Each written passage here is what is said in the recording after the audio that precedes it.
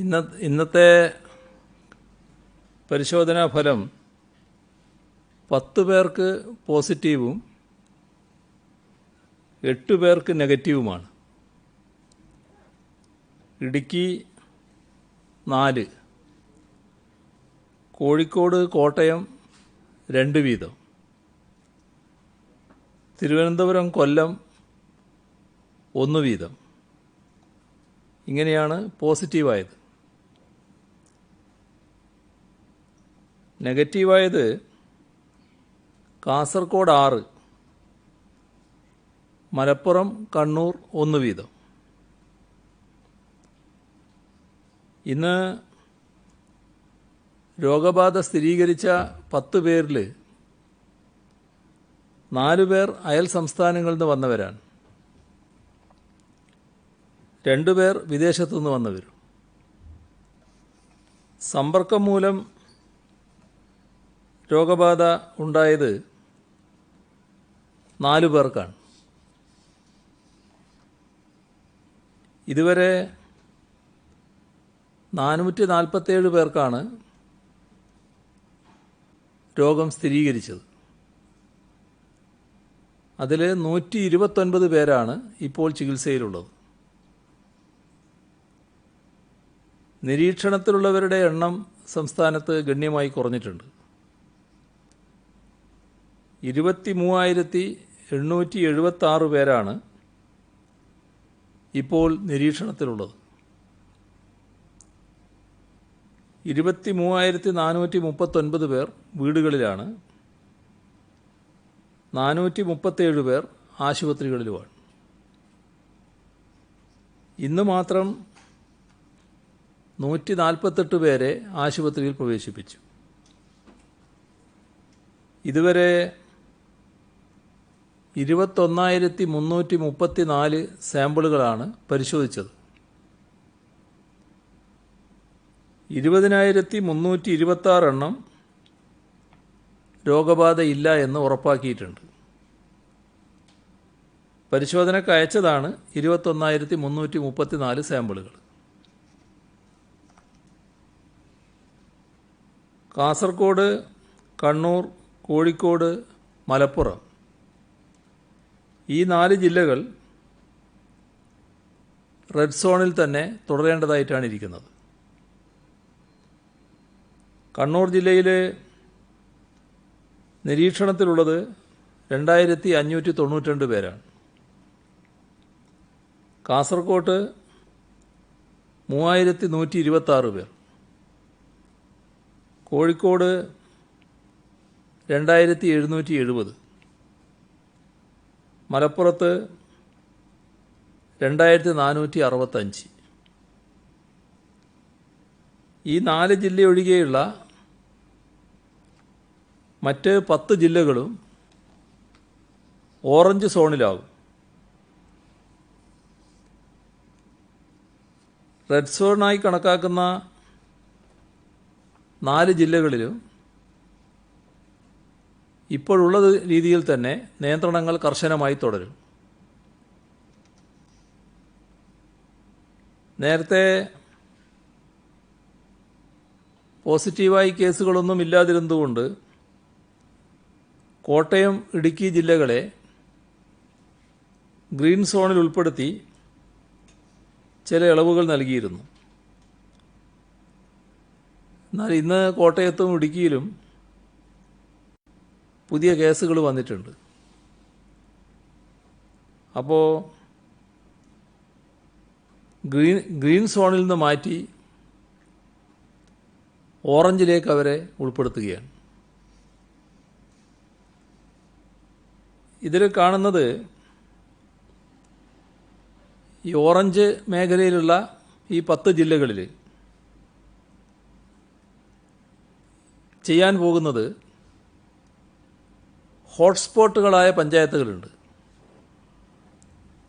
പഞ്ചായത്തിനെ ഒരു യൂണിറ്റായിട്ടാണ് എടുക്കുക. ആ പഞ്ചായത്ത് അടച്ചിടും. ഹോട്ട്സ്പോട്ടുകളായ പഞ്ചായത്തുകളാകെ അടച്ചിടുന്ന നിലയെടുക്കും. എന്നാൽ മുനിസിപ്പൽ അതിർത്തിയിലുണ്ടായാൽ അവിടെ വാർഡുകളാണ് അടിസ്ഥാനമായി എടുക്കുക. കോർപ്പറേഷനുകളാകുമ്പോൾ ഡിവിഷനെയാണ് അടിസ്ഥാനമായി എടുക്കുക. അപ്പോൾ ആ വാർഡുകളും ഡിവിഷനുകളുമാണ് മുനിസിപ്പൽ അതിർത്തിയിലും കോർപ്പറേഷൻ അതിർത്തിയിലും അടച്ചിടുക. ഇതിലേതൊക്കെ പ്രദേശങ്ങളാണ് ഹോട്ട്സ്പോട്ട് പരിധിയിൽ വരിക അത് അതത് ജില്ലാ ഭരണ സംവിധാനമാണ് തീരുമാനിക്കുക. മുനിസിപ്പാലിറ്റിയിൽ അടച്ചിടേണ്ട വാർഡുകൾ ഏത്,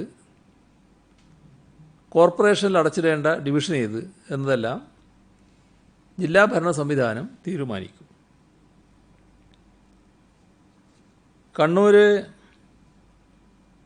പരിയാരം സർക്കാർ മെഡിക്കൽ കോളേജിലെയും കോട്ടയം മെഡിക്കൽ കോളേജിലെയും COVID-19 ലാബിന് ICMR അംഗീകാരം ലഭിച്ചിട്ടുണ്ട്. കണ്ണൂർ മെഡിക്കൽ കോളേജിലെ കോവിഡ് ലാബിൽ നാളെ മുതൽ കോവിഡ് പരിശോധന ആരംഭിക്കാനാകും. ഈ ലാബിൽ 4 റിയൽ ടൈം PCR മെഷീനുകളാണ് സജ്ജമാക്കിയിരിക്കുന്നത്. ആദ്യഘട്ടത്തിൽ 15ഉം പിന്നീട് 60 വരെയും പരിശോധന ദിനംപ്രതി നടത്താനാകും. ഇതോടെ കേരളത്തിൽ 14 സർക്കാർ ലാബുകളിലാണ് COVID-19 പരിശോധന നടത്തുന്നത്. 2 സ്വകാര്യ ലാബുകളിലും പരിശോധന നടന്നു വരുന്നു. സംസ്ഥാനത്ത് COVID-19 രോഗികളുടെ എണ്ണം വർദ്ധിച്ച സാഹചര്യത്തിൽ പരിശോധന വേഗത്തിലാക്കാൻ 10 റിയൽ ടൈം PCR മെഷീനുകൾ വാങ്ങാനാണ് സർക്കാർ അനുമതി നൽകിയത്. എന്നാൽ ഒരു പ്രത്യേകത അത് തുടരുകയാണ്. അതായത് 3ാം ഘട്ടം സംസ്ഥാനത്ത് രോഗവ്യാപനം, ഈ 3ാം ഘട്ടത്തിലുണ്ടാകേണ്ട രോഗവ്യാപനം ഉണ്ടായില്ല എന്നതാണ് നിലവിലുള്ള കണക്കുകൾ വെച്ച് അനുമാനിക്കാവുന്നത്. സാമൂഹ്യ വ്യാപനം ഉണ്ടായിട്ടില്ല. എന്നാൽ അതിൻ്റെ ഭീഷണി ഒഴിഞ്ഞു എന്ന് പറയാനാവില്ല.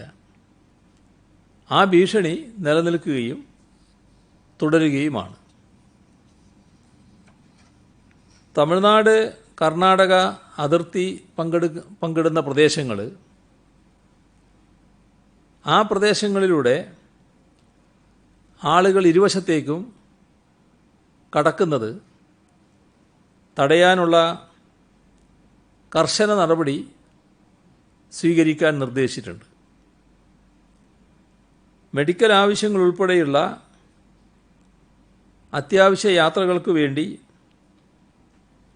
ജില്ല കടന്നു പോകുന്നതിന് പോലീസ് ആസ്ഥാനത്ത് നിന്നും ജില്ലാ പോലീസ് മേധാവിമാരുടെ ഓഫീസിൽ നിന്നും എമർജൻസി പാസ് ലഭിക്കേണ്ടതായിട്ടുണ്ട്. അത്തരം ആളുകൾക്ക് മാത്രമേ ജില്ല കടന്നു പോകുന്നതിന് അനുമതിയുണ്ടാവും. കളിയിക്കാവിളയിൽ നിന്ന് അതിർത്തി കടന്നെത്തിയ തമിഴ്നാട് ഗവൺമെൻറ് സർവീസിലെ വനിതാ ഡോക്ടറെയും അവരെ അതിർത്തി കടത്താൻ സഹായിച്ച സംസ്ഥാന സർവീസിലെ ഡോക്ടറായ അവരുടെ ഭർത്താവിനെയും ക്വാറന്റൈൻ ചെയ്തിട്ടുണ്ട്. 2 പേർക്കുമെതിരെ കേരള പകർച്ചവ്യാധി ഓർഡിനൻസ് പ്രകാരവും IPC പ്രകാരവും കേസ് രജിസ്റ്റർ ചെയ്തിട്ടുണ്ട്. വാഹനങ്ങളിൽ അതിർത്തി കടക്കാൻ ശ്രമിച്ചതിന് കൊല്ലം ജില്ലയിലെ തെന്മല പോലീസ് സ്റ്റേഷനിൽ 4 കേസുകൾ രജിസ്റ്റർ ചെയ്തു. 5 പേരെ അറസ്റ്റ് ചെയ്ത് ജാമ്യത്തിൽ വിട്ടു. കേന്ദ്രീയ വിദ്യാലയം അധ്യാപിക വയനാട് അതിർത്തിയിലൂടെ കർണാടകയിൽ പ്രവേശിച്ച സംഭവത്തിൽ വൈത്തിരി പോലീസ് കേസ് രജിസ്റ്റർ ചെയ്ത് അന്വേഷണം ആരംഭിച്ചിട്ടുണ്ട്. നിലവിൽ അന്തർ സംസ്ഥാന യാത്ര സാധ്യമല്ല. പലർക്കും അത്യാവശ്യമുണ്ട്. പക്ഷേ ലോക്ക്ഡൗൺ നിബന്ധനകൾ ലംഘിക്കാനാവില്ല. കർക്കശമായി തന്നെ അനധികൃത യാത്രകൾ തടയും. സംസ്ഥാനത്തേക്കുള്ള ചരക്ക് നീക്കത്തിൽ വലിയ പ്രശ്നങ്ങളില്ല. 2254 ട്രക്കുകൾ ഇന്നലെ വന്നു. പഴം, പച്ചക്കറി ഇനങ്ങളിൽ വരവിൽ വലിയ പ്രശ്നങ്ങളില്ല. എല്ലാ ഇനത്തിൻ്റെയും സ്റ്റോക്ക് കൃത്യമായി പരിശോധിച്ച് സാധനങ്ങൾ സംഭരിക്കുന്നതിന് നിർദ്ദേശം നൽകിയിട്ടുണ്ട്. തൊഴിലുറപ്പ് പദ്ധതിയുടെ പ്രവർത്തനം ഈ ഘട്ടത്തിൽ ആകാവുന്നതാണ്. 5 പേരുള്ള ടീമെന്ന നിലക്ക് വർക്ക് സൈറ്റിൽ പ്രവർത്തിക്കാമെന്നാണ് നേരത്തെ നിർദ്ദേശിച്ചിരുന്നത്. എന്നാൽ ഇതിൽ ഒരു കൂട്ടർ ശ്രദ്ധിക്കേണ്ടതായിട്ടുണ്ട്. ഇപ്പോഴത്തെ ഈ വൈറസ് ബാധക്ക് വേഗത്തിൽ ഇരയാകുന്നത് പ്രായമുള്ള ആളുകളാണ്. 60 വയസ്സിന് മുകളിലൊക്കെയുള്ളവർക്ക് രോഗബാധക്കുള്ള സാധ്യത വളരെ കൂടുതലാണ്. അത് കണക്കിലെടുത്ത് ഈ തൊഴിലുറപ്പ് പദ്ധതിയുടെ ഭാഗമായി 60 വയസ്സിന് മുകളിൽ പ്രായമുള്ളവർ മെയ് 3 വരെ മാറി നിൽക്കുന്നതാണ് നല്ലത്. മറ്റെല്ലാവരും സുരക്ഷാ മാനദണ്ഡങ്ങൾ പാലിച്ചുകൊണ്ടാണ് പണി ചെയ്യേണ്ടത്. അത് ഉറപ്പാക്കും. മാസ്ക് ആവശ്യത്തിന് ലഭ്യമാകുന്നുണ്ട്. എന്തെങ്കിലും കുറവുകളുണ്ടെങ്കിൽ അത് പരിഹരിക്കുന്നതിന് നിർദ്ദേശം നൽകിയിട്ടുണ്ട്. കൃത്യമായി വിതരണം ചെയ്യാൻ സംവിധാനമുണ്ടാകും. ചിലരിപ്പോൾ കേരളത്തിലേക്ക് ആളെ കൊണ്ടുവരുന്നതിന് ചില കരാറുകൾ ഏറ്റെടുത്ത് പ്രവർത്തിക്കുന്നുണ്ട്. ഇപ്പോൾ കർണാടകയിൽ നിന്ന് പണം വാങ്ങി കേരളത്തിലേക്ക് എത്തിക്കാൻ ചില ഏജന്റുമാർ സജീവമായി രംഗത്തിറങ്ങിയത് ശ്രദ്ധയിൽപ്പെട്ടിട്ടുണ്ട്. കർക്കശമായ നടപടി ഇക്കാര്യത്തിൽ സ്വീകരിക്കാൻ പോലീസിന് നിർദ്ദേശം നൽകിയിട്ടുണ്ട്. ഒരു കാര്യം റിപ്പോർട്ട് ചെയ്യപ്പെട്ടത് മൂന്നാറിൽ ഭിന്നശേഷിക്കാർക്ക് റേഷൻ നിഷേധിക്കുന്നു എന്ന വാർത്തയാണ്. ഇത് പ്രത്യേകമായി തന്നെ പരിശോധിക്കാൻ നിർദ്ദേശിച്ചിട്ടുണ്ട്. തെറ്റ് ചെയ്തെങ്കിൽ അവർക്കെതിരെ കർക്കശമായ നടപടിയും ഉണ്ടാകും. അതിർത്തി ചെക്ക് പോസ്റ്റുകളിൽ ഡോക്ടർമാരുടെ സാന്നിധ്യം ഉറപ്പാക്കും. രോഗബാധയുള്ളവർ കടന്നു വരുന്നുണ്ടോ എന്ന് പരിശോധിക്കുന്നതിനായി. മഴക്കാലപൂർവ്വ ശുചീകരണം, മാലിന്യ നിർമ്മാർജ്ജനം, ഇത്തരം കാര്യങ്ങളിൽ തദ്ദേശഭരണ സ്ഥാപനങ്ങൾ കൂടുതലായി ശ്രദ്ധിക്കുന്നതിന് നിർദ്ദേശം നൽകിയിട്ടുണ്ട്. പൈനാപ്പിള് കർഷകരിൽ നിന്ന് വാങ്ങുന്നുണ്ട്. അതിലൊരു പ്രശ്നം ഉയർന്നു വരുന്നത് പൈനാപ്പിളിൻ്റെ വിൽപ്പന വില കൂടുന്നത് വിൽപ്പനയെ പ്രതികൂലമായി ബാധിക്കുന്നുവെന്നാണ്. അത് പരിഹരിക്കാൻ ഇടപെടും. വ്യാജമദ്യത്തിൻ്റെ നിർമ്മാണവും ഉപഭോഗവും കൂടുകയാണ്. വലിയ അപകടമാണത്. എക്സൈസ് വകുപ്പ് ശക്തമായ നടപടികൾ സ്വീകരിക്കുന്നുണ്ട്. പല സാമൂഹിക പ്രശ്നങ്ങൾ പല സ്ഥലത്തു നിന്നായി റിപ്പോർട്ട് ചെയ്യപ്പെടുന്നുണ്ട്. ആത്മഹത്യകളുണ്ടാകുന്നു. വ്യാജമദ്യത്തിൻ്റെ വ്യാപനം ഒരു തരത്തിലും അനുവദിക്കില്ല. ഡൽഹിയിൽ നടന്ന തബ്ലീഗ് സമ്മേളനത്തിൽ പങ്കെടുത്ത് തിരിച്ചെത്തിയ മുഴുവൻ പേരെയും കണ്ടെത്തുകയും പരിശോധിക്കുകയും ചെയ്തിട്ടുണ്ട്. ഇക്കാര്യത്തിൽ ഒട്ടേറെ പ്രചരണങ്ങളും ബോധപൂർവമുള്ള വ്യാജ പ്രചരണങ്ങളും ശ്രദ്ധയിൽപ്പെട്ടതുകൊണ്ടാണ് ഇത് പ്രത്യേകമായി പറയുന്നത്. നിർമ്മാണ പ്രവർത്തനം പരിമിതമായ തോതിൽ അനുവദിച്ചിരിക്കുകയാണ്. ഇപ്പോൾ നിർമ്മാണ പ്രവർത്തനത്തിന് ആവശ്യമായ സിമൻറ്റ്, മണൽ, കല്ല് തുടങ്ങിയവ കിട്ടാൻ പ്രയാസം നേരിടുന്നുണ്ട്. ഇത് കണക്കിലെടുത്ത് ക്വാറികൾ നിയന്ത്രണ വിധേയമായി പ്രവർത്തിക്കാൻ അനുമതി നൽകുന്നതാണ്. കേന്ദ്ര സർക്കാർ ഖനനം അനുവദിച്ചിട്ടുണ്ട്. കേന്ദ്ര സർക്കാരിൻ്റെ മാർഗനിർദ്ദേശങ്ങൾക്കനുസൃതമായാണ് അനുമതി നൽകുക. സിമൻറ്റ് കടകളിൽ സൂക്ഷിച്ചിട്ടുണ്ട്. അത് കട്ട പിടിച്ചു പോകാതിരിക്കാൻ ആ കട തുറക്കാനും ആവശ്യമായ ക്രമീകരണങ്ങൾ വരുത്താനുമുള്ള സൗകര്യം നൽകുന്നതാണ്. വിദേശങ്ങളിൽ അവശ്യ മരുന്നുകൾക്ക് ബുദ്ധിമുട്ടുന്ന പ്രവാസികളുടെ പ്രശ്നം നേരത്തെ തന്നെ ശ്രദ്ധയിൽപ്പെട്ടതാണ്. മരുന്നെത്തിക്കാനുള്ള നടപടികളും സ്വീകരിച്ചു വരികയാണ്. ഇപ്പോൾ ഒരു ഓഫർ പുതുതായി വന്നത് അത്തരത്തിൽ മരുന്നെത്തിക്കാൻ കൊറിയർ സർവീസ് ലഭ്യമാക്കാമെന്ന് DHL കൊറിയർ കമ്പനി നോർക്ക റൂട്ട്സിനെ അറിയിച്ചിട്ടുണ്ട്.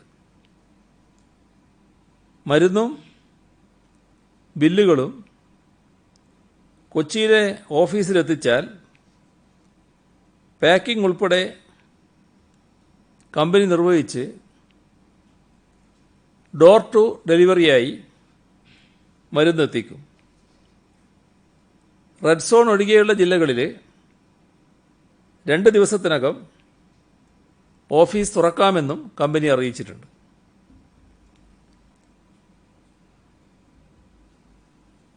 ഒരു പ്രശ്നം ശ്രദ്ധയിൽപ്പെട്ടതിനെ തുടർന്ന് സ്വീകരിച്ച നടപടി, ക്രിസ്ത്യൻ പള്ളികളിൽ നടക്കുന്ന വിവാഹങ്ങൾ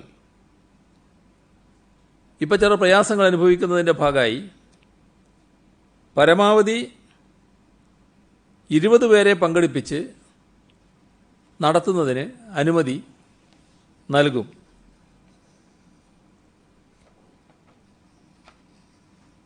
ആരോഗ്യ പ്രവർത്തകർ, പോലീസ്, ഹോം ഡെലിവറി നടത്തുന്ന ആളുകൾ, സന്നദ്ധ പ്രവർത്തകർ, അതിഥി തൊഴിലാളികൾ ഇവർക്കിടയിൽ റാൻഡമായി ആൻറ്റിബോഡി ടെസ്റ്റ് നടത്തും. സമൂഹവ്യാപനമില്ല എന്ന് ഉറപ്പാക്കാനാണിത്. ബുദ്ധിപരമായി വെല്ലുവിളികൾ നേരിടുന്ന കുട്ടികൾക്കായി പ്രവർത്തിക്കുന്ന സ്പെഷ്യൽ സ്കൂളുകൾക്ക് 23 കോടി രൂപ പ്രത്യേക ധനസഹായമായി നൽകുന്നുണ്ട്. ഈ സ്കൂളുകളെ എ, ബി, സി, ഡി ഗ്രേഡുകളാക്കി തിരിച്ചാണ് ഇത് നൽകുന്നത്. 12,500 ഖാദി തൊഴിലാളികൾക്ക് ഇൻകം സപ്പോർട്ട് സ്കീമിൽ ഉൾപ്പെടുത്തി 14 കോടി രൂപ അനുവദിച്ചു. ഖാദി മേഖലയിലെ നൂൽപ്പ്, നെയ്ത്ത് തൊഴിലാളികൾക്കാണ് പ്രയോജനം ലഭിക്കുക.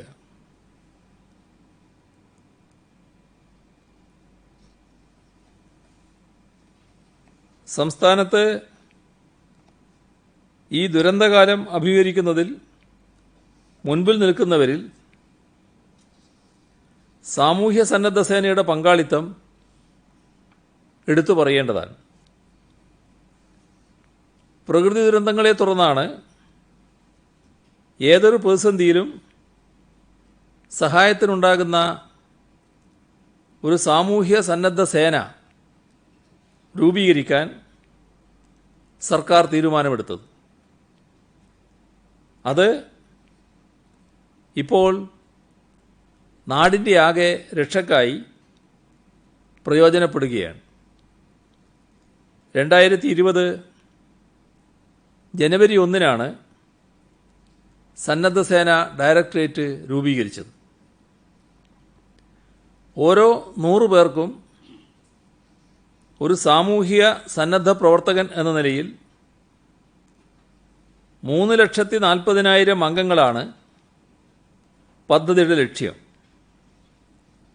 നിലവിൽ 3,30,216 അംഗങ്ങളാണ് സന്നദ്ധ സേനയിൽ രജിസ്റ്റർ ചെയ്തിട്ടുള്ളത്. ചുരുങ്ങിയ സമയത്തിനുള്ളിൽ ലക്ഷ്യത്തിലെത്തുകയാണ്. 16-നും 65-നും ഇടയിൽ പ്രായമുള്ളവരാണ് അംഗങ്ങൾ. ഓരോ ജില്ലയിലും പരമാവധി 10 കേന്ദ്രങ്ങളിൽ ഈ വളണ്ടിയർമാർക്ക് പരിശീലനം നൽകാൻ തുടങ്ങിയിട്ടുണ്ട്. കോവിഡ്-19 പരിശീലനത്തിന് തടസ്സം നേരിട്ടെങ്കിലും സന്നദ്ധ സേന രജിസ്ട്രേഷനിൽ വലിയ പുരോഗതിയാണ് ഉണ്ടായത്. കോവിഡ്-19 പ്രതിരോധത്തിനായി 38,000 സന്നദ്ധ പ്രവർത്തകർക്ക് പാസുകൾ അനുവദിച്ചു. സാമൂഹിക അടുക്കളയുടെ നടത്തിപ്പ്, പച്ചക്കറി വിത്ത് വിതരണം, മരുന്ന് വിതരണം, രക്തദാനം തുടങ്ങിയ മേഖലകളിൽ സുത്യർഹമായ സേവനമാണ് സന്നദ്ധ പ്രവർത്തകർ നടത്തുന്നത്. നിലവിൽ സന്നദ്ധ സേനയിൽ 2,62,104 പുരുഷന്മാരും 68,059 സ്ത്രീകളും 53 ഭിന്നലിംഗക്കാരുമാണുള്ളത്.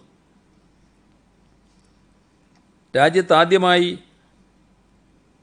ഗവൺമെൻറ് രൂപീകരിച്ച സന്നദ്ധ സേന നമ്മുടെ സംസ്ഥാനത്താണ് എന്നത് അഭിമാനകരമാണ്. വരും ദിവസങ്ങളിൽ കൂടുതൽ സന്നദ്ധരായ വ്യക്തികൾ സേനയുടെ ഭാഗമാകണമെന്നുകൂടി ഈ ഘട്ടത്തിൽ അഭ്യർത്ഥിക്കട്ടെ. പ്രവർത്തന സമയം കണക്കാക്കി സന്നദ്ധ സേനാ പ്രവർത്തകരുടെ സേവനത്തിന് അംഗീകാരം നൽകുന്ന രീതി പ്രാവർത്തികമാക്കും. ദുരന്ത ലഘൂകരണത്തിനാവശ്യമായ പരിശീലനം സംസ്ഥാന ദുരന്ത നിവാരണ അതോറിറ്റിയുമായി സഹകരിച്ച് അവർക്ക് ലഭ്യമാക്കും. നമ്മുടെ സംസ്ഥാനത്തെ അംഗൻവാടികളെല്ലാം അടഞ്ഞുകിടക്കുകയാണ്. 33,115 അംഗൻവാടികളിലെ 66,000-ഓളം ജീവനക്കാർ കോവിഡ് പ്രതിരോധ പ്രവർത്തനങ്ങളിൽ സജീവമായി പങ്കെടുക്കുന്നുണ്ട്. സംസ്ഥാനത്തെ 40,24,000-ഓളം വയോജനങ്ങളുടെ ആരോഗ്യ വിവരങ്ങൾ വനിതാ ശിശു വികസന വകുപ്പിൻ്റെ അംഗൻവാടി ജീവനക്കാർ അന്വേഷിച്ച് ക്ഷേമം ഉറപ്പുവരുത്തിയിട്ടുണ്ട്.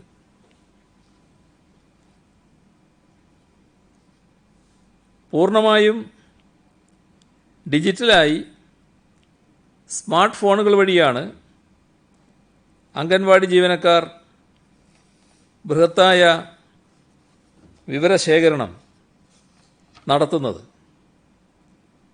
ഇതിൽ ആശ്വാസകരമായൊരു കാര്യം, വയോജനങ്ങളിൽ 89% പേരുടെയും ആരോഗ്യം തൃപ്തികരമാണ് എന്നതാണ്. മോശം ആരോഗ്യാവസ്ഥയിലുള്ള 11% വയോജനങ്ങളുടെ വിവരങ്ങൾ ബന്ധപ്പെട്ടവർക്ക് നൽകി മതിയായ ചികിത്സ നൽകി വരികയാണ്. ഈ മേഖല ഇന്നത്തെ സാഹചര്യത്തിൽ പ്രത്യേകം ശ്രദ്ധിക്കേണ്ട ഒരു കാര്യമാണ്. വയോജനങ്ങളുടെ കാര്യത്തിൽ പ്രത്യേക ശ്രദ്ധയും കരുതലും ഉണ്ടാവണം. ഏറ്റവും വേഗത്തിൽ രോഗം ബാധിക്കാനിടയുള്ളവർ എന്ന നിലയിൽ പ്രത്യേകമായ കരുതൽ വയോജനങ്ങളുടെ കാര്യത്തിൽ സർക്കാർ തന്നെ ഏർപ്പെടുത്തുകയാണ്. ലോക്ക്ഡൗൺ സാഹചര്യത്തിൽ റെയിൽവേയുടെ സഹായം സംസ്ഥാനത്തിന് മികച്ച രീതിയിൽ ലഭിച്ചിട്ടുണ്ട്. ഗൂഡ്സ് ട്രെയിൻ വഴി ചരക്ക് നീക്കം കാര്യക്ഷമമായി നടന്നു വരികയാണ്. ഭക്ഷ്യധാന്യങ്ങൾ, പയർവർഗ്ഗങ്ങൾ, അവശ്യവസ്തുക്കൾ ഇവയെല്ലാം ഈ വഴി എത്തിക്കുന്നുണ്ട്. 2,90,000 ടൺ ഭക്ഷ്യവസ്തുക്കൾ ഏപ്രിൽ 1 മുതൽ 22 വരെ എത്തിച്ചു. ചുരുങ്ങിയ അളവിലുള്ള ചരക്ക് നീക്കം സാധ്യമാക്കാൻ പ്രതിദിന പാർസൽ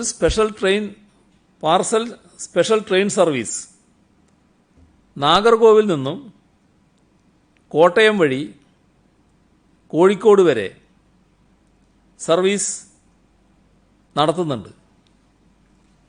മിതമായ നിരക്കിൽ അവശ്യവസ്തുക്കളും കാർഷിക ഉൽപ്പന്നങ്ങളും ഇതുവഴി അയക്കാനാകുമെന്നാണ് പ്രത്യേകത. മരുന്നുകൾ, മെഡിക്കൽ ഉപകരണങ്ങൾ എന്നിവയാണ് സർവീസ് ആരംഭിച്ചപ്പോൾ ഇതിലൂടെ ബുക്ക് ചെയ്തിരുന്നത്. തദ്ദേശീയമായ വിളകൾ, പച്ചക്കറികൾ എന്നിവയും അയക്കുന്നുണ്ട്. Thiruvananthapuram divisional hospital covid treatment സെൻ്ററായി നോമിനേറ്റ് ചെയ്ത് ചികിത്സ നൽകാനുള്ള സജ്ജീകരണങ്ങൾ നടത്തി വരികയാണ്. ഇതിന് 152ഓളം മെഡിക്കൽ ജീവനക്കാരെ താൽക്കാലികമായി നിയമിക്കാൻ നടപടി സ്വീകരിച്ചിട്ടുണ്ട്. ഇത് റെയിൽവേ പ്രത്യേകമായി അറിയിച്ചതാണ്. തിരുവനന്തപുരം ഡിവിഷനിൽ 60ഉം പാലക്കാട് ഡിവിഷനിൽ 32ഉം മെഡിക്കൽ ഐസൊലേഷൻ വാർഡ് കോച്ചുകൾ സജ്ജമാക്കിയിട്ടുണ്ട് എന്ന വിവരവും അറിയിച്ചിട്ടുണ്ട്. കോവിഡ്-19 പ്രതിരോധിക്കാൻ നമ്മുടെ വ്യവസായ മേഖല പ്രശംസനീയമായി ഇടപെട്ടിട്ടുണ്ട്. ലോകം മുഴുവൻ മെഡിക്കൽ വസ്തുക്കളായ PPE kit, N95 mask, ventilator എന്നിവയ്ക്ക് ക്ഷാമം നേരിടുമ്പോൾ കേരളത്തിലെ വ്യവസായികൾ അവ സ്വയം ഉൽപ്പാദിപ്പിക്കാൻ സന്നദ്ധരായി. ഇത് സംസ്ഥാനത്തിൻ്റെ ആകെ നേട്ടമാണ്. കൊച്ചി ആസ്ഥാനമായുള്ള കിറ്റക്സ് ഗാർമെൻറ്റ് PPE കിറ്റ് വികസിപ്പിച്ചെടുത്തിട്ടുണ്ട്. കേന്ദ്ര സർക്കാർ നിഷ്കർഷിച്ച മാനദണ്ഡപ്രകാരം നിർമ്മിച്ചതാണിവ. പ്രതിദിനം 20,000 കിറ്റ് ഉണ്ടാക്കാനുള്ള ശേഷി ഇവർക്കുണ്ട്. മറ്റൊരു പ്രധാന നേട്ടം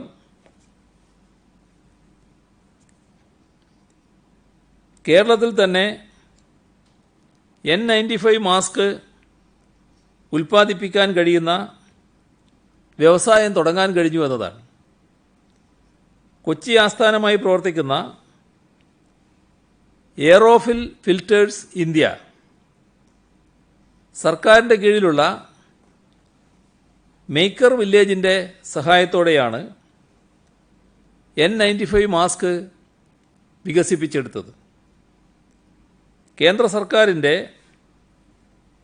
ഗോളിയോർ ലാബിൻ്റെ അനുമതി കിട്ടിയാൽ ഉൽപ്പാദനം തുടങ്ങും.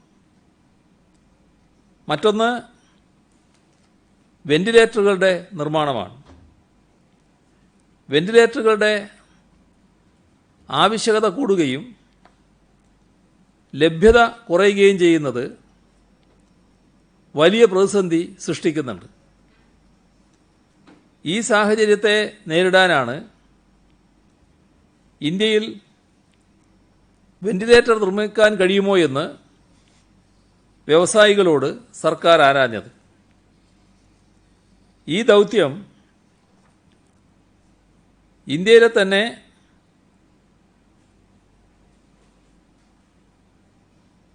ഇലക്ട്രോണിക്സ് മേഖലയിൽ പ്രവർത്തിക്കുന്ന നെസ്റ്റ് ഗ്രൂപ്പ് ഏറ്റെടുത്തു. അവരുടെ കൊച്ചിയിലെ ഗവേഷണ കേന്ദ്രത്തിലെ എഞ്ചിനീയർമാരുടെ പരിശ്രമഫലമായി 10 ദിവസങ്ങൾക്കുള്ളിൽ തന്നെ അന്താരാഷ്ട്ര ഗുണനിലവാരം പുലർത്തുന്ന വെന്റിലേറ്റർ വിജയകരമായി വികസിപ്പിച്ചെടുത്തിട്ടുണ്ട്.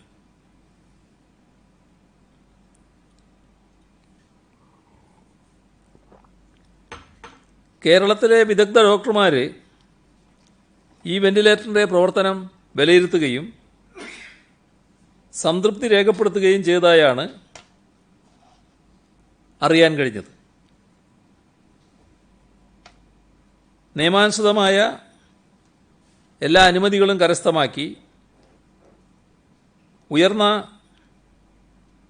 ഗുണനിലവാരത്തോടും വിലക്കുറവോടും കൂടി ഈ വെന്റിലേറ്റർ ലഭ്യമാക്കാൻ സാധ്യമാകുമെന്നാണ് മനസ്സിലാക്കുന്നത്. അതേപോലെ തന്നെ സർജിക്കൽ ഗ്ലൗസിൻ്റെ ഉൽപ്പാദനം സംസ്ഥാനത്ത് മികച്ച രീതിയിൽ നടക്കുന്നുണ്ട്. കിൻഫ്ര പാർക്കിലെ യൂബിയോഗൈ കമ്പനി COVID-19 ടെസ്റ്റ് കിറ്റ് വികസിപ്പിച്ച് ICMR അംഗീകാരത്തിന് അയച്ചിരിക്കുകയാണ്. ഇതെല്ലാം COVID-19 കാലത്തെ നേരിടാൻ നമ്മുടെ വ്യവസായ ലോകം എങ്ങനെയെല്ലാം തയ്യാറെടുക്കുന്നു എന്നതിൻ്റെ തെളിവ് കൂടിയാണ്. കേരളത്തിൽ കുടുങ്ങിപ്പോയ ബ്രിട്ടീഷ് പൗരന്മാർക്ക് സ്വദേശത്തേക്ക് പോകുന്നതിന് നൽകിയ സഹായത്തിനും പിന്തുണക്കും കേരള സർക്കാരിനും പോലീസ് സേവനത്തിനും എയർപോർട്ട് അധികാരികൾക്കും ബ്രിട്ടൻ്റെ deputy high commissioner Jeremy Pilmore Bedford നന്ദി അറിയിച്ച് കത്തയച്ചിട്ടുണ്ട്. എറണാകുളം ജനറൽ ആശുപത്രിയിൽ ചികിത്സയിലായിരുന്ന ബ്രയാൻ ലോക്വുഡിനോടും ഭാര്യയോടും താൻ സംസാരിച്ചുവെന്നും അവിടെ ലഭിച്ച മികച്ച ചികിത്സയെ നന്ദിപൂർവ്വം അവർ സ്മരിച്ചുവെന്നും കത്തിൽ പറയുന്നു. എറണാകുളം മെഡിക്കൽ കോളേജിലാണ് അവർ ചികിത്സിച്ചത്. മെഡിക്കൽ കോളേജിൽ ലഭിച്ച ചികിത്സയെ പറ്റിയാണ് പറഞ്ഞത്. വിശുദ്ധ റമദാൻ മാസം തുടങ്ങുകയാണ്. അതിനൊരുങ്ങുന്ന എല്ലാ സഹോദരങ്ങൾക്കും ആദ്യമായി ആശംസ നേരട്ടെ. നോമ്പുകാലത്ത് റെസ്റ്റോറൻറ്റുകൾക്ക് പാഴ്സൽ വിതരണം ചെയ്യുന്നതിനുള്ള സമയം നീട്ടി നൽകും. ഹോം ഡെലിവറിയാണ്. രാത്രി 10 മണി വരെ ഹോം ഡെലിവറി അനുവദിക്കും. പഴവർഗ്ഗങ്ങളുടെയും മറ്റും വില വർദ്ധിക്കാതിരിക്കാൻ പ്രത്യേകം ശ്രദ്ധിക്കാൻ നിർദ്ദേശം നൽകിയിട്ടുണ്ട്. മുൻ എംപിമാർ, MLA മാർ എന്നിവരോട് മുഖ്യമന്ത്രിയുടെ ദുരിതാശ്വാസ നിധിയിലേക്ക് സംഭാവന നൽകണമെന്നുകൂടി ഈ ഘട്ടത്തിൽ അഭ്യർത്ഥിക്കട്ടെ. ഇവരിൽ ചിലർ ഇപ്പോൾ തന്നെ സംഭാവന നൽകിയിട്ടുണ്ട്. വർക്കല നിയോജക മണ്ഡലത്തിലെ വിവിധ സഹകരണ ബാങ്കുകളും സ്ഥാപനങ്ങളും വ്യക്തികളും ചേർന്ന് 57,85,056 രൂപ നൽകിയിട്ടുണ്ട്.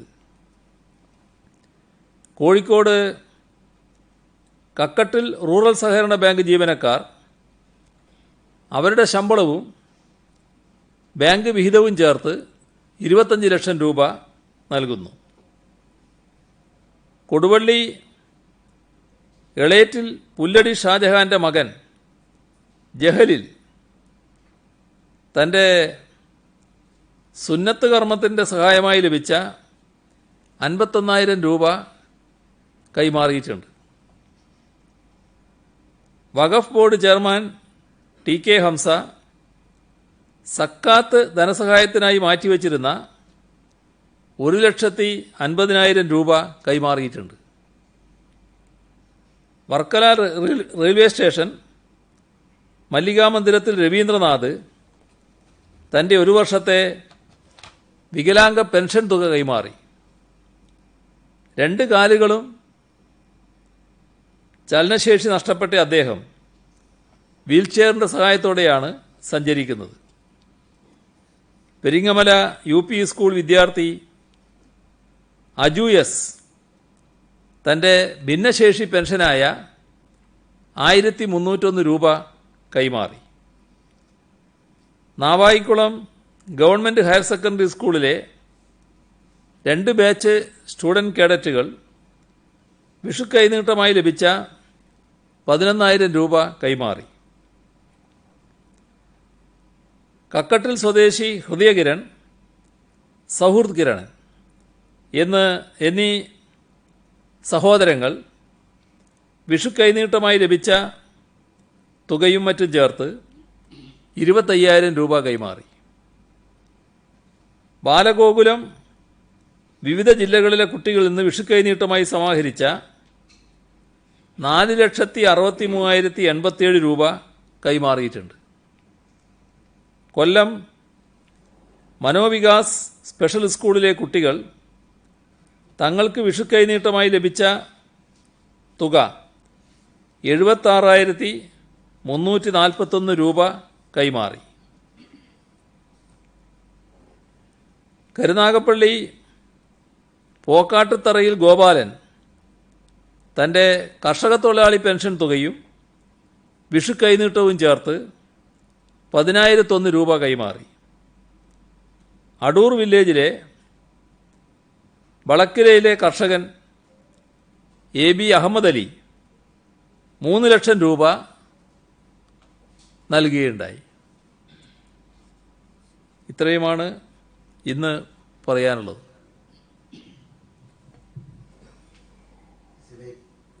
കണ്ണൂരിൽ നടത്തിയതുപോലെ മറ്റു ജില്ലകളിലും ഈ കൂടുതൽ ടെസ്റ്റുകൾ നടത്താൻ തയ്യാറെടുക്കുന്നത്. അതുപോലെ തന്നെ ഈ ആരോഗ്യ പ്രവർത്തകർക്കും ഹോം ഡെലിവറിക്കാർക്കും ഒക്കെ നടത്തുന്നത് പോലെ മാധ്യമ പ്രവർത്തകർക്ക് കൂടി ഈ ടെസ്റ്റ് നടത്താൻ സംവിധാനം ഉണ്ടാകും. അതിൽ ചെന്നൈയിലൊക്കെ നിരവധി പേർക്ക് ഇത് സ്ഥിരീകരിച്ചിട്ടുണ്ട്. തീർച്ചയായും ഇതിൽ ടെസ്റ്റുകൾ വ്യാപകമാക്കണമെന്ന് തന്നെയാണ് കാണുന്നത്. അത് ഈ പറയുന്ന റെഡ് സോൺ പ്രദേശങ്ങളിൽ നല്ലതുപോലെ ടെസ്റ്റ് വ്യാപകമാക്കാൻ തന്നെയാണ് നിശ്ചയിച്ചിട്ടുള്ളത്. പരമാവധി ആളുകളെ ടെസ്റ്റ് ചെയ്യുക എന്നത് തന്നെയാണ് ചെയ്യാൻ പോകുന്നത്. മാധ്യമപ്രവർത്തകരെ പ്രത്യേകമായി പരിശോധിക്കേണ്ടതുണ്ട്. അതിന് കുറച്ച് ദിവസം കൂടി കഴിഞ്ഞ് നമ്മൾ ഈ സൗകര്യങ്ങൾ ഒരുക്കുമ്പോൾ ആ പരിശോധനാ സംവിധാനം നമുക്കൊരുക്കാം.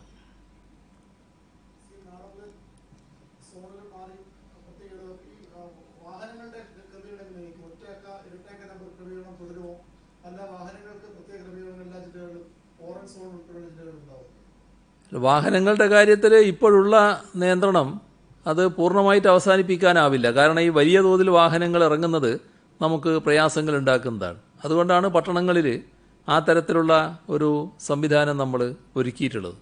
അത് തുടരേണ്ടതായിട്ട് വരും. പിന്നീടുള്ളത് ക്രമത്തിൽ നമുക്ക് തീരുമാനിക്കുന്നതായിരിക്കും നന്നാവുക. രണ്ട് കാര്യങ്ങൾ. ഒന്ന്, നമ്മൾ നിലവിൽ ഓറഞ്ച് എ ബി സോൺ എന്ന രീതിയിൽ വേർതിരിച്ചിട്ടുണ്ട്. അങ്ങനെ ഇനി ഉണ്ടാവോ? ഇല്ല, ഇല്ല, ഇനിയില്ല. കണ്ണൂരിൽ ഇപ്പൊ നിലവിൽ അതീവ സുരക്ഷയാണ് ഏർപ്പെടുത്തിയിരിക്കുന്നത്, പരിശോധന അടക്കം. ആ രീതിയിലുള്ള പരിശോധന ഇപ്പം റെഡ് സോണിലെ എല്ലാ ജില്ലകളിലും നമ്മൾ തുടരും. റെഡ് സോണിലെ പരിശോധന വളരെ കർക്കശമാക്കും. അവിടെ ശക്തമായിട്ടുള്ള ഇടപെടൽ തുടരും. കാരണം ഇനി അങ്ങോട്ട് വ്യാപിക്കാതിരിക്കേണ്ടതായിട്ടുണ്ട്. അതിന് കൂടുതൽ കർക്കശമായ നടപടികൾ സ്വീകരിച്ചു പോകും. ഗൾഫിൽ നിന്ന് പ്രവാസികളുടെ ചോദിച്ചോ, കേൾക്കുന്നുണ്ട്. ഗൾഫിൽ നിന്ന് പ്രവാസികളുടെ മൃതദേഹം കൊണ്ടുവരാൻ ഇന്നൊരു പുതിയ restrictions guide lines central government പുറത്തിറക്കിയിട്ടുണ്ട്. ഇത് അത് കാരണം കുറെ മൃതദേഹങ്ങൾ കൂടി കൊണ്ടുവരാൻ പറ്റുന്നില്ല എന്നുള്ളൊരു പ്രശ്നമുണ്ട്. ഒന്ന്. രണ്ടാമത്തെ ചോദ്യം, ഈ ആന്റിബോഡി ടെസ്റ്റ് നമ്മൾ കൂടുതൽ വ്യാപിക്കും സാമൂഹിക വ്യാപനത്തിന്റെ തടയുന്നതിന്റെ ഭാഗമായിട്ടെന്ന് തോന്നുന്നു. പക്ഷെ ഇപ്പോൾ ICMR തന്നെ പറയുന്നത് ആന്റിബോഡി ടെസ്റ്റ് ഒട്ടും ഫലപ്രദമല്ല. അപ്പം നമുക്കൊക്കെ സെൻട്രൽ ഗവൺമെന്റ് കിട്ടിയ കിറ്റുകൾ ഫാൾസ് റിസൾട്ടാണ് ഉണ്ടാകുന്നതെന്ന് കൂടി പറഞ്ഞു. ഈ രണ്ട് ചോദ്യം. ഇതിൽ ആദ്യത്തെ കാര്യത്തിൽ നമ്മുടെ നാട്ടിൽ എപ്പോഴും ഈ മരണപ്പെട്ടു പോയാലും അവരുടെ മൃതശരീരം ഇവിടെ എത്തി സംസ്കരിക്കണമെന്നാണ് കുടുംബങ്ങളും സാധാരണ നാട്ടുകാരും എല്ലാം ആഗ്രഹിക്കുന്നത്. അതിൻ്റെ ഭാഗമായി മരണപ്പെടുന്ന ആളുകളുടെ മൃതദേഹം ഇങ്ങോട്ട് കൊണ്ടുവരുന്ന നിലയാണ് എല്ലാ കാലത്തും സ്വീകരിച്ചിട്ടുള്ളത്. ഇതിപ്പോൾ തുടരണം എന്ന് നേരത്തെ തന്നെ ഈ കോവിഡ് ഘട്ടത്തിലും നമ്മുടെ ചരക്ക് വിമാനങ്ങൾ വരുന്നുണ്ട്, അതിനകത്ത് കൊണ്ടുവരാൻ സാധിക്കും. അങ്ങനെ ചില ഇത് കൊണ്ടുവന്നിട്ടുണ്ട്. ആ സൗകര്യം ലഭ്യമാകണം എന്നായിരുന്നു നേരത്തെ പ്രധാനമന്ത്രിയോടും കേന്ദ്ര ഗവൺമെൻറ്റിനോടൊക്കെ ആവശ്യപ്പെട്ടിരുന്നത്. ഇത്തരമൊരു തീരുമാനം ഇപ്പോൾ കേന്ദ്ര ഗവൺമെൻറ്റേതായി പുറത്തു വന്നത് സംസ്ഥാന സർക്കാരിൻ്റെയും ശ്രദ്ധയിലുണ്ട്. ഈ കാര്യം വീണ്ടും പ്രധാനമന്ത്രിയുടെ ശ്രദ്ധയിൽപ്പെടുത്താനാണ് ഉദ്ദേശിക്കുന്നത്. അദ്ദേഹത്തെ ഈ കാര്യം ബോധ്യപ്പെടുത്തി ഇതിനുള്ള സൗകര്യം ലഭ്യമാക്കാനുള്ള ശ്രമം സംസ്ഥാന സർക്കാർ തുടരുക തന്നെ ചെയ്യും.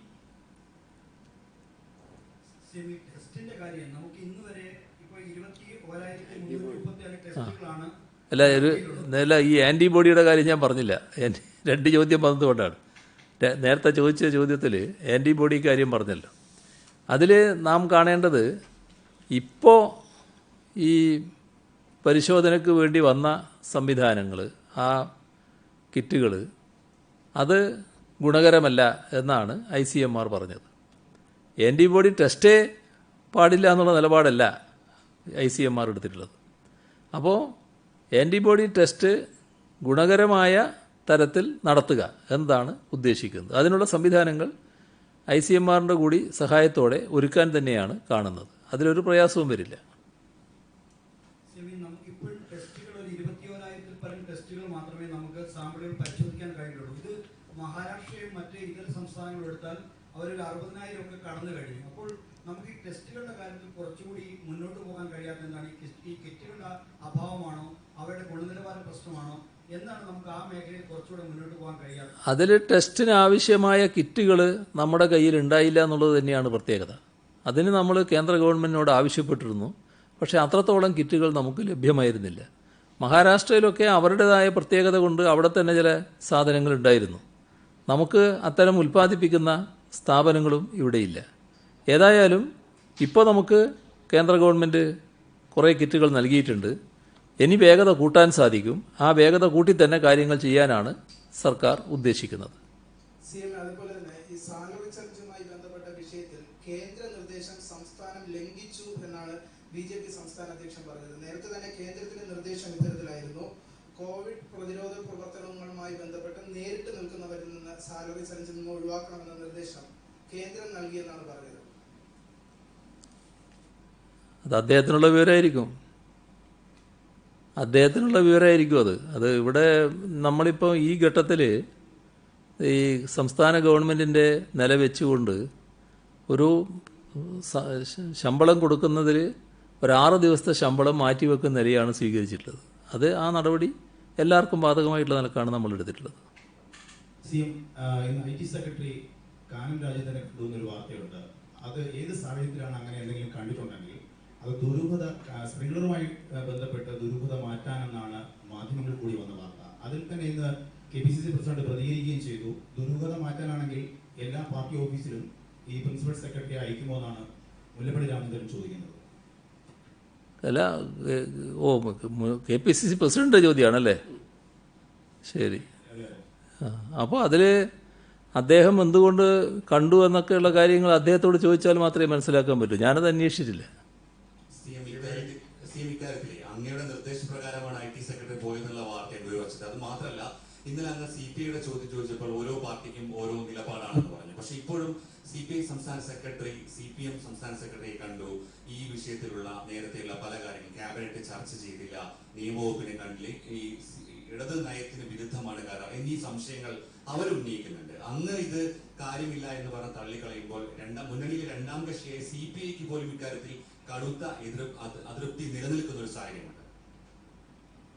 ഇവിടെ കോടിയേരി ബാലകൃഷ്ണനും കാനം രാജേന്ദ്രനും തമ്മിൽ കാണുന്നതിൽ വലിയ ആശ്ചര്യകരമായിട്ടുള്ള കാര്യമൊന്നുമില്ല. അവർ സാധാരണ കണ്ടുകൊണ്ടിരിക്കാറുണ്ട്, കാണാറുണ്ട്, സംസാരിക്കാറുണ്ട്, പല കാര്യങ്ങളും ചർച്ച ചെയ്യാറുമുണ്ട്. അത് സ്വാഭാവികമല്ലേ? അതിലെന്താ ഒരു പുതുമ വന്നിരിക്കുന്നത്? രണ്ട് ചോദ്യങ്ങളാണ്. ഒന്ന്, ഈ നമ്മുടെ കരാർ ജീവനക്കാര് അവരുടെ ഈ കരാർ പുതുക്കേണ്ട കാലാവധി എന്ന് പറയുന്നത് ഏപ്രിൽ മാസം സാമ്പത്തിക വർഷത്തിന് ആദ്യമാണ്. അത് ഇപ്പോൾ പുതുക്കാൻ പറ്റാത്ത ഒരു സാഹചര്യമുണ്ട്. മാത്രമല്ല, അവർക്ക് പേറോൾ ഇല്ലാത്തതുകൊണ്ട് തന്നെ അവരെ ഇന്ന് ശമ്പളം പിടിച്ചു വെക്കുമ്പോൾ തിരിച്ചു നൽകുന്നത് ഏത് വിധത്തിലായിരിക്കും എന്നുള്ളതാണ് ഒരു വിഷയം. രണ്ടാമത്തെ വിഷയം, സ്വാശ്രയ കോളേജുകളിൽ ശമ്പളം നൽകണമെന്ന് സർക്കാർ താങ്കൾ തന്നെ നേരത്തെ ആവശ്യപ്പെട്ടിരുന്നു.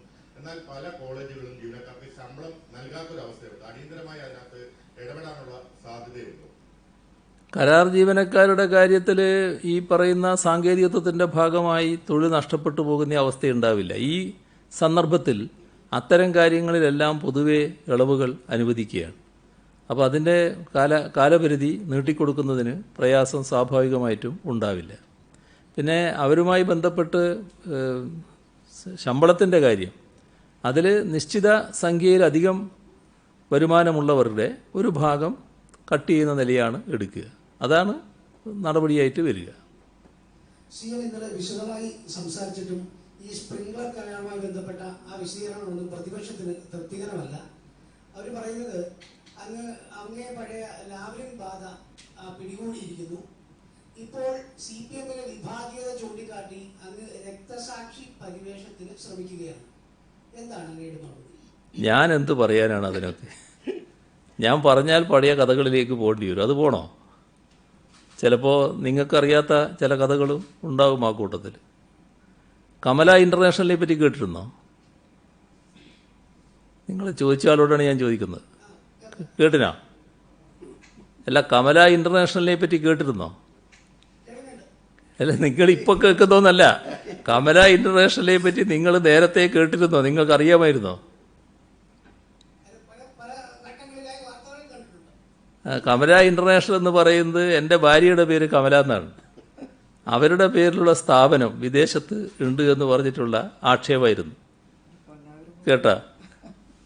പിന്നെ എൻ്റെ വീട്, അത് വലിയ രമ്യഹർമ്മ്യം പൊന്നാപുരം കോട്ട, ആ തരത്തിലുള്ള ഒരു ചിത്രം ചിലർ പ്രദർശിപ്പിച്ചത് അത് ചിലപ്പോൾ നിങ്ങളും കണ്ടിട്ടുണ്ടാവും, ഇല്ലേ?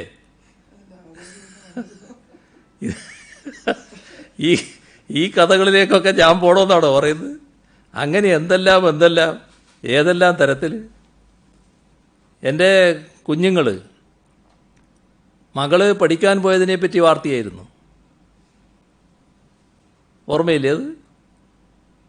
അവിടെ കോളേജിൽ ചേർന്നതിന് നമ്മുടെ കോയമ്പത്തൂരിലെ അമൃതാനന്ദമയിയുടെ കോളേജിലായിരുന്നല്ലോ ചേർന്നത്, അതിനെപ്പറ്റി വാർത്തയായിരുന്നു. അത് കഴിഞ്ഞ് പക്ഷെ ജോലി കിട്ടിയപ്പോൾ എന്തോ വാർത്ത വന്നില്ല. ജോലി കിട്ടിയത് ഒറാക്കളിലായിരുന്നു. പിന്നെ അത് പിണറായി വിജയൻ്റെ സ്വാധീനം കൊണ്ടാണ് കിട്ടിയെന്ന് പറയാൻ പറ്റാത്തതുകൊണ്ട് ആ വാർത്തയൊന്നും വന്നില്ല. അത് പഠനം കഴിഞ്ഞ ഉടനെ തന്നെ ഒറാക്കളിൽ ജോലി കിട്ടുക, അവിടെയാണ് ജോലി എടുക്കുന്നത്. അതൊരു ഭാഗം. പിന്നെ മകൻ്റെ പഠനം എന്തെല്ലാം വാർത്തകളായിരുന്നു, ഏതെല്ലാം തരത്തിലായിരുന്നു, എങ്ങനെയൊക്കെയായിരുന്നു തിരിച്ചും മറച്ചിട്ടും. ഇതൊക്കെ നമുക്ക് എല്ലാവർക്കും ഓർമ്മയുള്ളതല്ലേ. ലാവലിന് പിന്നെ അതിൻ്റെ ഭാഗമായിട്ട് എന്താ നടന്നത്? ഈ പറയുന്നവർ പറയണം, ഇവരെ ഏൽപ്പിച്ച വിജിലൻസുകാരെ അന്വേഷിച്ചിട്ട് ഇതിനകത്ത് തെളിവില്ല എന്ന് റിപ്പോർട്ട് ചെയ്തതാണ്. അവരാണ് റിപ്പോർട്ട് ചെയ്യുന്നത്, വിജിലൻസാണ് റിപ്പോർട്ട് ചെയ്യുന്നത് തെളിവില്ല എന്ന്. അതിൻ്റെ ശേഷമാണ് മന്ത്രിസഭയിൽ കൊണ്ടുപോയിട്ട് അന്വേഷിക്കാൻ CBI ഏർപ്പെടുത്തണം തീരുമാനിക്കുന്നത്. അതല്ലേ വസ്തുത? ഓർമ്മയില്ലേ അതൊന്നും? അതിൻ്റെ ഭാഗമായി എന്തെല്ലാം കള്ളത്തെളിവുകൾ ഉണ്ടാക്കാനായിരുന്നു ശ്രമിച്ചത്? കോടതിയുടെ വിശദമായ പരിശോധനയല്ലേ നടന്നത്? ആ പരിശോധനയുടെ ഭാഗമായിട്ടല്ലേ ഇത്തരമൊരു കേസ് പോലും നിലനിൽക്കില്ല എന്ന് തീരുമാനിക്കുന്നത്? അതിൻ്റെ മറ്റു കാര്യങ്ങളിലേക്ക് ഞാൻ പോകണോ? ഒന്നും മറന്നുപോയത് കൊണ്ടല്ല, എന്തിനാണിതൊക്കെ വെറുതെ പറഞ്ഞുകൊണ്ടിരിക്കുന്നത് എന്നുള്ളതോട് പറയാതിരിക്കുന്നതെന്ന് മാത്രമേ ഉള്ളൂ. അപ്പോൾ അതൊക്കെ എന്നെ വേട്ടയാടുന്നതല്ല. പക്ഷേ അത്തരം ഘട്ടങ്ങളൊക്കെ നേരിടുമ്പോഴും സ്വീകരിച്ച നിലപാടുണ്ട്. ആ സ്വീകരിച്ച നിലപാട് നിങ്ങൾക്കും അറിയാം, ഈ സമൂഹത്തിനും അറിയാം. അതുകൊണ്ട് എന്തെങ്കിലും ഒന്ന് ഉയർത്തിക്കൊണ്ടുവന്ന് ഇത് ഭയങ്കര കാര്യമാണെന്ന് പറഞ്ഞ് നമ്മളെ അങ്ങ് വല്ലാതെ ആക്കിക്കളിയാമെന്നൊരു ധാരണ വേണ്ട. അത് മാത്രമേ ഞാൻ പറഞ്ഞിട്ടുള്ളൂ. നിങ്ങൾ ചോദിച്ചതിനെ പറ്റിയല്ല ഞാൻ പറഞ്ഞത്. നിങ്ങൾ ചോദിക്കാൻ ഇടയായവരില്ലേ, അവരോടാണ് ഞാൻ പറഞ്ഞത്. അത് നിങ്ങളിലൂടെ പറയുന്നു എന്ന് മാത്രമേ ഉള്ളൂ. അപ്പോൾ നിങ്ങൾക്കും അത് ബാധകമാണ്, അത്രയേ ഉള്ളൂ. നിങ്ങളോട് ഞാൻ ഒരു അഭ്യർത്ഥനയെ നടത്തിയുള്ളൂ. നിങ്ങൾ അന്വേഷണാത്മക പത്രപ്രവർത്തകരാണ്, ഇതിനെക്കുറിച്ചെല്ലാം അന്വേഷിക്കും, എന്തെങ്കിലും തെളിവുണ്ടോ എന്ന് കണ്ടെത്തിക്കോളീൻ. അതിനാരൊക്കെ തടസ്സം? ഇനി തടസ്സം ഉണ്ടായാലും നിങ്ങൾക്ക് അന്വേഷിക്കാൻ പറ്റില്ലേ? അതല്ലേ സാധാരണ നിലക്ക് ചെയ്യേണ്ടത്. കാര്യങ്ങൾ പറഞ്ഞു, താങ്കൾക്കെതിരെ വ്യക്തിപരമായ കാര്യങ്ങൾ വന്നത്. ഈ എല്ലാ സംഭവത്തിനും വാർത്തകൾക്കും പിന്നിൽ അന്ന് പാർട്ടിയിൽ ഉണ്ടായിരുന്ന വിഭാഗീയതയും ഒരു പ്രധാനപ്പെട്ട കാരണമല്ലേ? ഈ എതിരാളികൾ പറയുന്നത് മാത്രമാണോ? എതിരാളികളാണ് അത് കൊണ്ടുനടന്നത്. എതിരാളികളാണ് അതിൻ്റെ കാര്യങ്ങൾ ഏറ്റുപിടിച്ചത്. അതിനുവേണ്ടിയാണ് നടന്നത്. അവരാണ് തീരുമാനങ്ങളെടുത്തത്. അത് മറന്നുപോയോ? തീരുമാനങ്ങളെടുത്തത് ആ ഗവൺമെൻറ്റായിരുന്നു. ഈ ലാവിൻ അങ്ങ് പറഞ്ഞു, അതിന്റെ അന്നത്തെ വേട്ടയാടലൊക്കെ പറഞ്ഞു. പക്ഷെ ഇതിൽ പോയിന്റായിട്ട് പ്രതിപക്ഷം ഉന്നയിക്കുന്നത് നടപടിക്രമങ്ങളിലെ വീഴ്ചയാണ്. അപ്പൊ അതാണ് പ്രധാന പ്രശ്നമായിട്ട് ഇപ്പോൾ പറയുന്നത്. അതായത് ക്യാബിനറ്റ് കാണുന്നില്ല, ലോ വ്യക്തിയില്ല, ഇത്തരം പ്രശ്നങ്ങൾ. എന്താണ് അവിടെ ഒരു അടിയന്തര സാഹചര്യത്തിന്റെ പ്രശ്നം? അതായിരുന്നു പ്രധാന പ്രശ്നമായി ഇപ്പോൾ ഉയർത്തിക്കൊണ്ടുവരുന്നത് എല്ലാവരും. ഇതിലിപ്പോൾ നമ്മുടെ സംസ്ഥാനത്തും രാജ്യത്തും പല കാര്യങ്ങളും സാധാരണഗതിയിൽ നമുക്ക് അവകാശപ്പെട്ടത് നടക്കുന്നില്ലല്ലോ. പല കാര്യങ്ങളും മാറ്റിവെച്ചിട്ടില്ലേ നാം കാണുന്നില്ലേ? നമ്മൾ ഏതെങ്കിലും ഘട്ടത്തിൽ ആരാധനാ സ്വാതന്ത്ര്യം ഇല്ലാതാക്കിയിട്ടുണ്ടോ? ഏതെങ്കിലും ആരാധനാലയത്തിന് പ്രവർത്തിക്കാൻ പറ്റാത്ത അവസ്ഥ രാജ്യത്ത് ഏതെങ്കിലും ഘട്ടത്തിൽ ഉണ്ടായിട്ടുണ്ടോ? ഇതൊരു പ്രത്യേക സാഹചര്യമാണ് എന്ന് നാം കാണണ്ടേ? ആ പ്രത്യേക സാഹചര്യത്തിന് അനുസൃതമായ ചില പ്രത്യേക നടപടികൾ ഉണ്ടായിട്ടുണ്ടാവും. ഈ ഇടുക്കിയിലും കോട്ടയത്തും ഇപ്പോൾ ഇൻഫെക്ഷൻ റിപ്പോർട്ട് ചെയ്ത സാഹചര്യത്തിൽ എന്തെങ്കിലും കൂടുതലായിട്ടുള്ള നടപടികളിലേക്ക് നമ്മൾ പോകുന്നുണ്ടോ? അത് ഏതിൻ്റെയെങ്കിലും പ്രത്യേകമായ ഒരു ട്രെൻഡിനെ സൂചിപ്പിക്കുന്നതാണോ? ഇടുക്കിയും കോട്ടയവും തമ്മിൽ വ്യത്യാസമുണ്ട്. അതിൽ ഇടുക്കിയാണ് ഏറ്റവും ഗൗരവമായിട്ട് കാണുന്നത്. അവിടെ അതിർത്തിയുണ്ട്, സംസ്ഥാന അതിർത്തിയുണ്ട്. അതിലൂടെ ധാരാളം ആളുകൾ കടന്നു വരുന്നുണ്ട്. അതൊരു രോഗവ്യാപനത്തിന് ഇടയാക്കുന്ന നിലയും ഉണ്ടായിട്ടുണ്ട്. അത് വെച്ചുകൊണ്ട് കൂടുതൽ കർക്കശമായ നിലപാട് അവിടെ ആ ഭാഗങ്ങളിൽ തുറക്കേണ്ടതായിട്ടുണ്ട്. പ്രത്യേകിച്ച് അതിർത്തി സ്ഥലം, ഇടുക്കി മാത്രമല്ല നമ്മുടെ സംസ്ഥാനങ്ങളുമായി അതിർത്തി പങ്കിടുന്ന നമ്മുടെ എല്ലാ പ്രദേശങ്ങളും, അത് മഞ്ചേശ്വരം മുതൽ പാറശാല വരെയുള്ള നമ്മുടെ വിവിധ പ്രദേശങ്ങൾ, ഈ പ്രദേശങ്ങളിൽ കുറേ കൂടി ശക്തമായ പോലീസ് റോന്തുചുറ്റൽ വേണം, സമൂഹത്തിൻ്റെ ഇടപെടൽ വേണം. ഓരോ അതിർത്തി വില്ലേജുകളിലും ആ പ്രദേശത്തുള്ളവരല്ലാത്ത മറ്റാരും ഉണ്ടാകരുതെന്ന് നൽകിയെടുക്കണം. അങ്ങനെ ഉണ്ടാവുകയാണെങ്കിൽ അതിനെതിരെ കടുത്ത നിയമ നടപടിയിലേക്ക് നീങ്ങേണ്ടതായിട്ട് വരും. ആ തരത്തിലുള്ള നടപടികളാണ് ഉദ്ദേശിക്കുന്നത്. കോട്ടയത്തിൻ്റെതൊരു പ്രത്യേക കേസാണ്. കോട്ടയത്തിൽ ഇത് വന്നു എന്നുള്ളത് വസ്തുതയാണ്. പക്ഷേ അതിൻ്റെ വിശദാംശങ്ങൾ നോക്കുന്നുണ്ട്.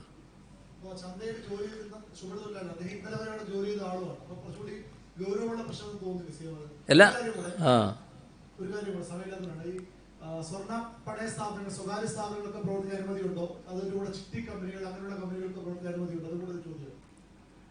ഇവിടെ ഈ തൽക്കാലം കേന്ദ്ര ഗവൺമെൻറ് പ്രഖ്യാപിച്ചിട്ടുള്ള ഇളവുകളാണ്, അതിനനുസൃതമായിട്ടാണ് നമ്മൾ കൊടുക്കുന്നത്. അല്ലാത്ത ഇളവുകൾ പ്രത്യേകമായിട്ട് പറഞ്ഞിട്ടുണ്ട്. അത്തരം ഇളവുകളും നമ്മളിവിടെ നടപ്പാക്കുന്നുണ്ട്. അതല്ലാത്ത പുതിയ കാര്യങ്ങൾ ഇപ്പോൾ ഇതിൽ ഉൾപ്പെടുത്തിയിട്ടില്ല. ഇതിൻ്റെ വിശദമായ അറിയിപ്പുകൾ വരും. അപ്പോൾ നിങ്ങളതിൽ ആശങ്കപ്പെടേണ്ടതായിട്ടില്ല. ഇതിൻ്റെ തുടർച്ചയായി കൃത്യമായ അറിയിപ്പുകൾ വരുന്നതാണ്. കോട്ടയത്തിൻ്റെ കാര്യം നിങ്ങൾ ചോദിച്ചു. കോട്ടയത്തിൻ്റെ കാര്യത്തിൽ കുറേ കൂടി ഗൗരവമായി തന്നെ ആ ഭാഗം പരിശോധിക്കുന്നുണ്ട്. നിങ്ങൾ പറഞ്ഞ മാർക്കറ്റിൻ്റെയും അതിൻ്റെ തുടർച്ചയായിട്ട് എന്താണ് സംഭവിച്ചത് എന്നുള്ളതും പരിശോധിക്കാനുള്ള സംവിധാനം ഒരുക്കിയിട്ടുണ്ട്. നിർമ്മാണ പ്രവർത്തനം അനുവദിച്ചിട്ടുണ്ട്. അപ്പോൾ ഈ നിർമ്മാണ തൊഴിലാളികൾക്ക് ഐഡന്റിറ്റി കാർഡോ അങ്ങനെ മറ്റു സംവിധാനമൊന്നുമില്ല. അപ്പോൾ അവർക്ക് ലഭ്യമായ പാസിന്റെ ഇതെങ്ങനെയാണ്? അതുപോലെ തന്നെയാണ് ഈ കോല തുറക്കുമ്പോൾ അവിടെ ഒരുപാട് വാഹനങ്ങൾ ഓടേണ്ടി വരും. അവരുടെ അനുമതിയൊക്കെ എങ്ങനെയായിരിക്കും കൊടുക്കുക? അതൊക്കെ ശക്തമായി ക്രമീകരിക്കും. വാഹനങ്ങൾ എത്ര ഓടണം എന്നുള്ള കാര്യത്തിലൊക്കെ കൃത്യമായ തീരുമാനങ്ങളുണ്ടാവും. അത് അനുമതിക്ക് വിധേയമായിട്ടാണ് അത്തരം കാര്യങ്ങൾ നടക്കുക. മറ്റേ തൊഴിലാളികളുടെ കാര്യത്തിൽ ഒരു വർക്ക് സൈറ്റിൽ എത്ര തൊഴിലാളികൾ വേണം അത് സംബന്ധിച്ച് തീരുമാനം ഉണ്ടാകും. അത്രയും തൊഴിലാളികളെയാണ് അതിൽ എടുക്കുക. മിനിമം തൊഴിലാളികളെ വെച്ചുകൊണ്ട് വർക്ക് നടത്തുക എന്നുള്ളതാണ് ഇപ്പോൾ ഉദ്ദേശിക്കുന്നത്. ആദ്യഘട്ടത്തിൽ ആ തരത്തിൽ തന്നെയാണ് കാര്യങ്ങൾ നീങ്ങുക.